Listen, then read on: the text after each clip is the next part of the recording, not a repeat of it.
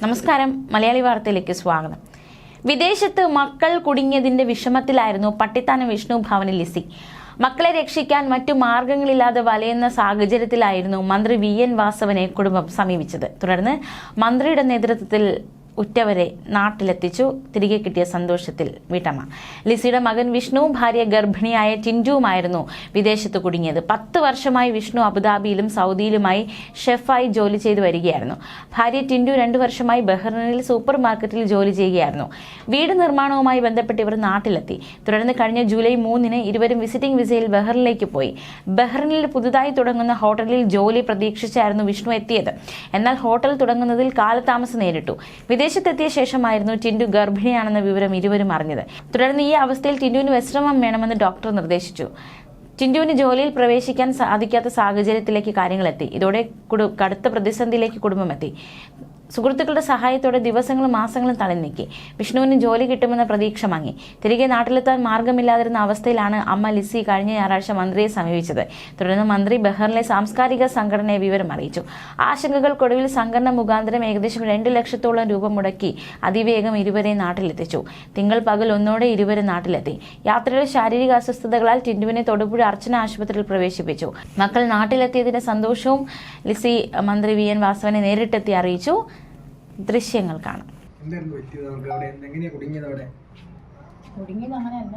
എൻ്റെ മോൻ ജൂലൈ 3-ാം തീയതി ബഹ്റിനിലേക്ക് പോയതാണ് വിസിറ്റിംഗ് വിസയിൽ. മോൻ്റെ വൈഫ് അവിടെ ജോലി ചെയ്യുന്നുണ്ടായിരുന്നു. അങ്ങനെ മോൻ വിസിറ്റിംഗ് വിസയിൽ അവിടെ വൈഫിൻ്റെ അടുത്തേക്ക് അങ്ങനെ രണ്ടുപേരും ഒത്താണ് കയറി പോയത്. ചെന്ന് കഴിഞ്ഞപ്പം മോന് ജോലി ആയില്ല. ഒരു ഹോട്ടലുകാരാണ് അവന് 6 മാസമായിട്ട് ജോലിയാകാതെ വന്നപ്പോൾ ഒരു ഹോട്ടലുകാർ വിസിറ്റിംഗ് വിസ എടുത്തു കൊടുത്തു. വിസ എടുത്തു കൊടുത്തിട്ട് അവന് ഈ നിമിഷം വരെ അവൻ ജോലി ആയില്ലായിരുന്നു. ജോലിയാകാത്തത് കാരണം മോളാണെങ്കിൽ പ്രഗ്നൻ്റ് ആയി. ഇപ്പം 3 മാസം ഗർഭിണിയായിരുന്നു. അതുകൊണ്ട് അവളും ബെഡ് റെസ്റ്റിലായിരുന്നു. അപ്പോൾ രണ്ടുപേർക്കും ജോലിയാത്ത സാഹചര്യത്തിൽ അവർക്ക് ഭക്ഷണത്തിനും വാടകയ്ക്കും ഒക്കെ ഒത്തിരി ബുദ്ധിമുട്ട് ഞാൻ അനുഭവിച്ചു. അങ്ങനത്തെ സാഹചര്യത്തിൽ ഞാൻ ഇന്നലെയല്ല അതിന് മുമ്പത്തെ ഞാൻ സാറിൻ്റെ അടുത്ത് വന്ന് എൻ്റെ സങ്കടങ്ങൾ ഞാൻ സാറിനോട് പറഞ്ഞു. എൻ്റെ മോനിൻ്റെ പോലെ പോരാൻ ഒരു നിവൃത്തിയില്ല. മോളാണ് ഗർഭിണി. ഇതുവരെയായിട്ട് അവർക്ക് ചികിത്സ പോലും കൊടുക്കാൻ പറ്റിയിട്ടില്ല. അങ്ങനത്തെ സാഹചര്യം ഞാൻ സാറിന് പറഞ്ഞപ്പം ഞായറാഴ്ച ഞാൻ പറയുകയും 2 ദിവസത്തിനുള്ളിൽ സാറ് എനിക്ക് എൻ്റെ മോന് ടിക്കറ്റ് ഓക്കെ എന്ന് എൻ്റെ വിളിച്ചു പറഞ്ഞു. എൻ്റെ മോനെ ഇവിടെ എത്തിക്കാനുള്ള കാരണം സാറിൻ്റെ വലിയൊരു മനസ്സ് കാരണം എൻ്റെ മോൻ ഇവിടെ ഇപ്പോൾ എത്തിയത്. എൻ്റെ മോനും മോളും ഇന്നലെ 2:40 ഫ്ലൈറ്റിൽ അവിടെ നിന്ന് ബഹ്റിനിൽ നിന്ന് കയറി ഇവിടെ 9:30 നെടുമ്പാശ്ശേരിയിലെത്തി. 1 മണിയായപ്പോൾ എൻ്റെ മോൻ എൻ്റെ വീട്ടിൽ വന്നു. എൻ്റെ മോനും മരുമോളും. അപ്പം മോൾക്ക് ഈ യാത്രയുടെ പ്രശ്നങ്ങൾ കാരണം അവളിപ്പം തൊടുപുഴ ഹോസ്പിറ്റലിൽ അഡ്മിറ്റ് ആക്കി. അവൾ ട്രിപ്പ് കൊടുത്ത് കിടത്തിയിരിക്കുകയാണ്. അവൾ ഛർദിയും അടിവയറിനൊക്കെ വേദനയും ഇത്ര യാത്രയുടെ ബുദ്ധിമുട്ട് കൊണ്ട്. അവർ 5 പാർട്ട്ണർമാരായിരുന്നു. ഓരോരുത്തരും വന്ന് എല്ലാവരും ഒത്തു വരുന്ന സമയത്ത് അത് ഓപ്പൺ ചെയ്യുള്ളൂ പറഞ്ഞിട്ടിരിക്കും അവർ. മോന് വിസ അവരെടുത്ത് കൊടുത്തിട്ടുണ്ട്. പക്ഷെ അവനിപ്പം 2 പേർക്കും അവൾക്കും മോക്കും ജോലിക്ക് പോകാത്ത സാഹചര്യത്തിലാണ് ഇപ്പം 2 പേരും കൂടെ റൂമിലിരിക്കേണ്ട ഗതികേട് വന്നത്. ഇപ്പോൾ ആ റൂം വാടക കൊടുക്കാനാണ് പൈസ 2 പേർക്കും. മോൻ ജോലി ആയില്ല. മോൾക്കാണെങ്കിൽ പ്രഗ്നൻ്റ് ആയ കാരണം അവൾ ജോലിക്ക് പോകുന്നില്ലായിരുന്നു. പിന്നെ അവർക്ക് സാമ്പത്തിക പ്രശ്നങ്ങൾ കാരണമാണ് ഞാൻ പറഞ്ഞു ഇങ്ങോട്ട് പോരും, നിങ്ങൾ 2 പേർ റൂമിൽ ഇരുന്നിട്ട് കാര്യമില്ല. എൻ്റെ നാട്ടിൽ പോയിട്ട് ഇനി പോരാൻ പറഞ്ഞിട്ടാണ് സാറ് ടിക്കറ്റ് എടുത്ത് വന്നവരിപ്പം കൊണ്ടുവന്നിരിക്കുന്നത്.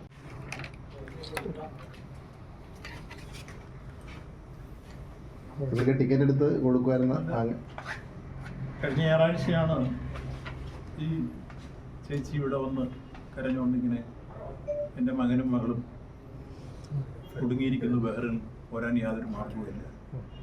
മകൻ്റെ ഭാര്യ ഗർഭിണിയാണ്. അവർക്ക് അസുഖമായിട്ടൊന്നും മരുന്ന് വാങ്ങാനും മാർഗ്ഗമില്ല, ഭക്ഷണത്തിന് മാർഗ്ഗമില്ല, തിരിച്ചു പോരാനും മാർഗ്ഗമില്ല. എന്തെങ്കിലും തരത്തിൽ സഹായിക്കണമെന്ന് പറഞ്ഞാണ് ഈ ചേച്ചി ഇവിടെ വന്നത്. അപ്പം തന്നെ ഞാൻ ബഹ്റിനിൽ വിളിച്ച് എൻ്റെ പ്രിയപ്പെട്ട സുഹൃത്ത് വിപിനുമായി സംസാരിച്ചു. അതിനുശേഷം അവിടെ ഈ കലാ സാംസ്കാരിക സിനിമാ സെക്രട്ടറി നാരായണൻ ചേട്ടനുണ്ട്, ഇതിൻ്റെ പാർട്ണറായിട്ടുള്ള ഷൈനുണ്ട്. അവരെല്ലാം കൂടി ആലോചിച്ചിട്ട് എന്നോട് പറഞ്ഞു ക്ഷമിക്കേണ്ട, പരിഹാരം ഉണ്ടാക്കാമെന്ന് പറഞ്ഞു. അപ്പോൾ അവരോട് ഞാൻ പറഞ്ഞു എത്ര പൈസയാണെന്ന് ഞാൻ ഇവിടെ നിന്ന് അയച്ചു തരാം. അപ്പോൾ അവരെങ്ങോട്ട് പറഞ്ഞു പൈസയോടില്ലാതെ ഞങ്ങൾ കൈകാര്യം ചെയ്യാം. ഏതായിരുന്നാലും അവരുടെ ഫോൺ നമ്പർ തരാൻ പറഞ്ഞു. ഞാനിവരോട് വിളിച്ച് സംസാരിച്ച് ഫോൺ നമ്പറൊക്കെ കൊടുത്തു. അവർ ബന്ധപ്പെട്ട് ആളുകളെ തേടി തിരിച്ചെടുത്തു. തിരിച്ചെന്നെ വിളിച്ചു. കിട്ടിയ ആളുകളൊക്കെ കിട്ടിയിട്ടുണ്ട്.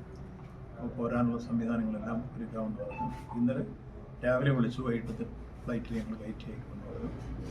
രാത്രി അവരെ കയറ്റി അയക്കാൻ ഞാൻ എയർപോർട്ടിൽ നിന്ന് അവർ എന്നെ വിളിച്ചിരുന്നു. അതനുസരിച്ച് ഞാൻ ഇവരെ വിവരം അയച്ചു. ഏതായാലും അവർ കൃത്യമായി യാതൊരു വിഷമവും കൂടാതെ നാട്ടിൽ തിരിച്ചെത്തി. പക്ഷേ എത്തിയപ്പോൾ 2 പേർക്കും അസുഖമാണ്. പ്രത്യേകിച്ച് പ്രഗ്നൻ്റായ ഭാര്യയ്ക്ക് അസുഖമായിട്ട് ഇപ്പോൾ തന്നെ ആശുപത്രി അഡ്മിറ്റ് ചെയ്യേണ്ടി. അവൻ്റെ കൂടെ നിൽക്കുകയാണ് ഭർത്താവ്. അപ്പോൾ അവർ ഈ വിഷയത്തിൽ ഉച്ച കഴിയുമ്പോൾ ഓഫീസിൽ കാണാൻ വരുമെന്ന് പറഞ്ഞാൽ ഇപ്പോൾ ഇവിടെ വന്നത്. അവർ തന്നെ ഈ കാര്യത്തിൽ അവർക്കുണ്ടായ ഒരു വിഷമം പരിഹരിക്കാൻ അതിലൂടെ സന്തോഷം അറിയിക്കാൻ വേണ്ടി വന്നതാണ്.